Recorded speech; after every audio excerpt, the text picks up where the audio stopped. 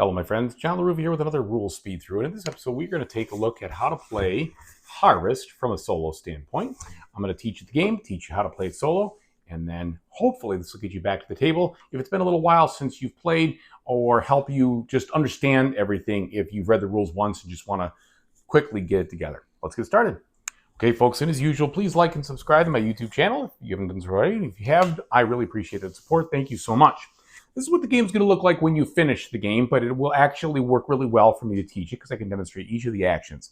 This game is played in 4 rounds, all right? You're going to start in round 1, of course, and you are going to be basically playing against 2 blocking bots, all right? They're not going to score.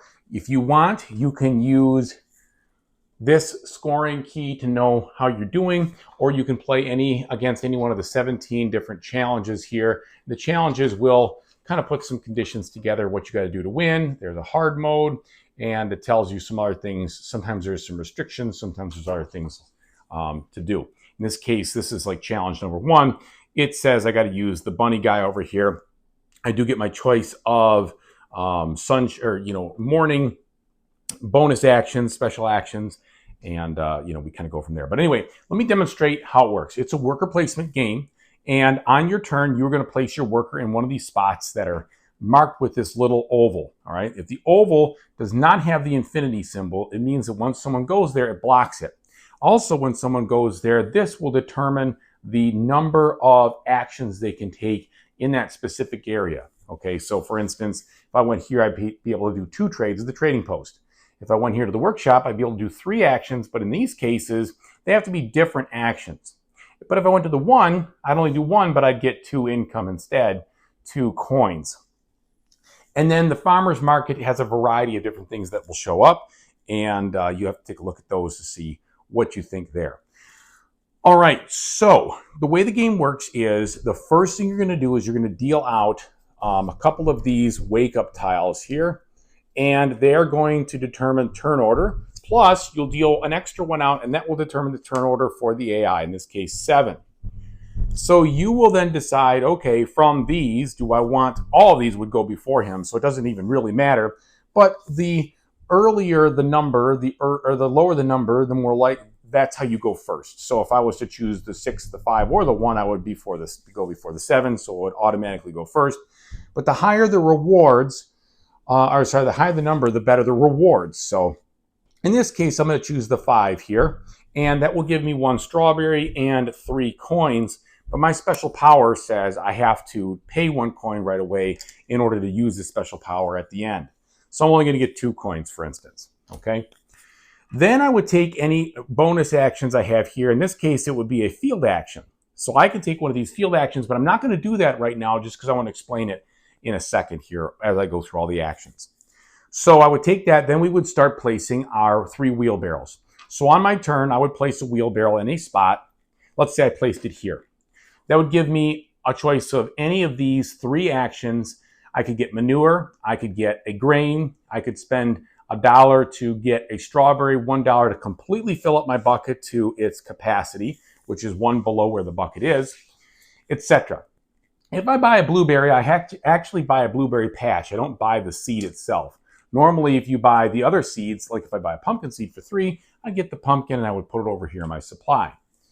All right, so that's what those look like. Let's pretend I went there just for good measure, and maybe I got a manure and a grain, and I spent 1 for a strawberry, okay?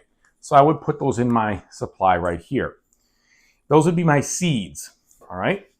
Now I would flip over 1 tile from on each side of these 2 competitors here, and they would block this action right here and right here because it shows the action and it shows the direction it's going to go. So this one's going to block that, this one's going to block over here, and that's how that works. So those are now unavailable for me. And then I'm going to play again. We're going to do that until we take all the actions. Let me explain the actions. So I've talked to you about how the general store works. You're basically buying seeds. The farmer's market is kind of a potpourri of different things. You could buy seeds. You could fill the bucket for 2. So you pay that number and you get this lot of materials or a lot of options. Or let's say I could pay 3. I could take 2 field actions over here and get 3 manure. And there's all sorts of different types of combinations that you can get. And when you set the game up, you're going to put 4 of these down, and they act as variabilities of actions throughout the game. So that's what that action does. The trading post is pretty simple. You can turn any one of these things into any one of those things. Okay, so if I had wanted to, if I went there, I could do it twice. I could turn, let's say, 3 water into a seed upgrade and a coin. What's a seed upgrade? Well, that's basically taking one of the seeds that you have, like for instance this strawberry, and upgrading it to the next level, which would be a blueberry bush. So that's what the trading post does, pretty simple. In the field action, which I'll cover last, we'll talk about how you plant things at the end, but let's talk about the workshop. The workshop, the 3 actions here are increase your bucket for 1 coin. So if I paid 1 coin, I could move the bucket up, giving me more capacity. If I paid 2 coins, I could clear a field. And when I do that, I would actually flip over one of these tiles, put it in the top row, and then I'd roll the field die. And in this case, I would gain a strawberry seed, okay? And then finally, you could build a building. And the cost to build a building is either 3, 2, or 1, depending on the row that it's in. When you build the building, let's say I built this one, the backyard shed, I would go ahead and I would pay the coin, and I would put it right into my farm someplace on the map. And if it has a lightning bolt, it would be an instant action. In this case, take the action of a 2 space, open or closed. So I could take any 2 space I want and do that. It's also worth 2 points at the end of the game. And these vary. The ones with the winter symbol on the bottom, those are for the end, and so that'll happen. This is a building that only happens at the end of the game. And there's all sorts of other ones to look at, but they basically come into those 2 types of effects. The lightning instant actions or the end game actions. All right? And the end game it's really about points mostly.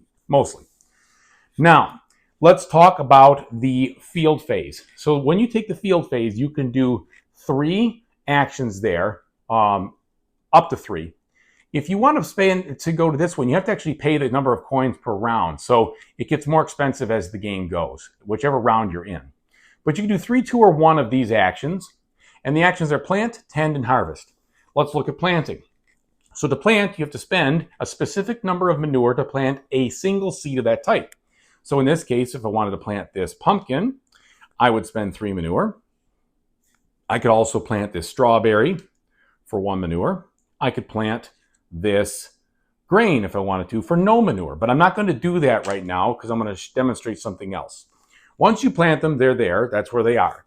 Now you can water them. That would be another action, tend.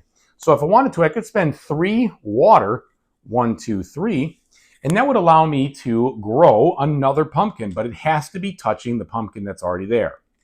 And if I wanted to water the strawberries and I had room, I could even put in 2 more strawberries from the supply. I don't have any room, so I can't do that, okay?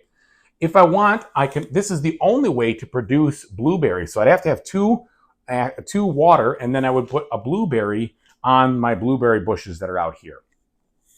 And then finally, you harvest. So that is another one of the 3 actions you can take when you go to the fields. You collect all of the crops that you have on your board, all right? And then, after you've collected them, for each individual type, you'll get 1 coin. So, for instance, I would get 3 coins here, all right, for this instance right here. But then I also get I get the points for each of these things. So I get 4 points for the blueberry, 5, 6 for the 2 strawberries together, and then another 6 and 6. So that'd be really strong, right? That'd be 6, 12, 18 points for that harvest action. Very good. And so a lot of the game is going to depend on what you decide to plant because it's going to score you lots of points or do other things. For instance, if I had planted this wheat, I could have got 1 point, but it would have given me a manure along with it. And so that's how that phase happens. Once we've played all 3 of our wheelbarrows and done everything, we go to basically the cleanup phase or the evening phase or whatever you want to call it. I can't remember what it's really called.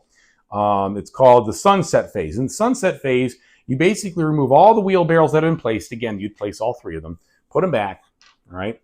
Then you would discard the current tile here, revealing another one. I know there's one on the board here, but that's just printed on there. And then you would move all the buildings down. Now, one thing I didn't mention, and I'll mention now, if the AI goes to the spot here, any of these workshop spots, they will deal off the top building card and add it to this row. So that's a little bit different. That's the only way these buildings get added to the rows, usually. Most of the time they come from your field, okay? And that is all the rules you need to learn how to play. 4 rounds. At the very end of the game, you're going to score for all the points that you've already gathered throughout the game from the harvesting actions, plus any points that your buildings give you, plus any points of the buildings themselves, and 2 points for every blueberry bush, and then 1 point for every 2 coins you have. And that's how you play. So I hope that was informative. I hope that helps you get to the table really soon with this game. It's a lot of fun. It's very easy to play from a rule standpoint, but it's pretty tense and pretty strategic as well in regards to the risk versus reward mechanics. So very good game, in my opinion. All right, thanks so much for watching, everybody. I really appreciate it. Whatever you do in the future, I really hope you have a fantastic time doing it. Take it easy.